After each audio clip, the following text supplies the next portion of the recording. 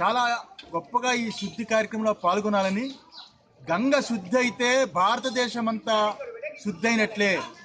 స్వచ్ఛ భారత్ పేరుతో మోడీ ఏదైతే ఉత్కృష్టమైన కార్యక్రమాన్ని చేపట్టాడో, అలాగే మోడీ నియోజకవర్గాన గంగా సన్నిధిలో కాశీలో ఈ యొక్క గంగా శుద్ధిని ప్రారంభించాలి. ఒక ఆధ్యాత్మిక వ్యవస్థతో కూడుకున్న ఈ గంగ, పవిత్రమైన గంగ ఉన్న ప్రాంతం కాశీలో ఉత్కృష్టమైన ఆ యొక్క శుద్ధి కావించాలని ఉద్దేశం చేత శుద్ధిని ప్రారంభించాము. చాలా చక్కగా ఎంతో మంది పాల్గొన్నారు.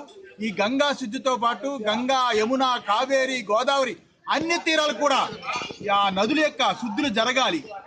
ఘాట్లు బాగుండాలి, ఘాట్లలో పరమశుద్ధి ఉండాలి.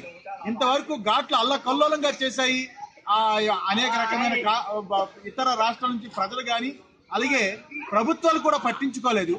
మోడీ పట్టించుకుంటాడు అని సదుద్దేశం చేత ఈ గంగా శుద్ధి ప్రారంభించాము. ఆ రకంగానే ఒక ఘాట్ని మేము దత్తత తీసుకొని ఈ కార్యక్రమాన్ని పరిపూర్తిగా మా యొక్క అభిమానులు, భక్తులు అందరి చేత ఈ కార్యక్రమాన్ని నిర్వర్తించాలని సంకల్పం చేశాం.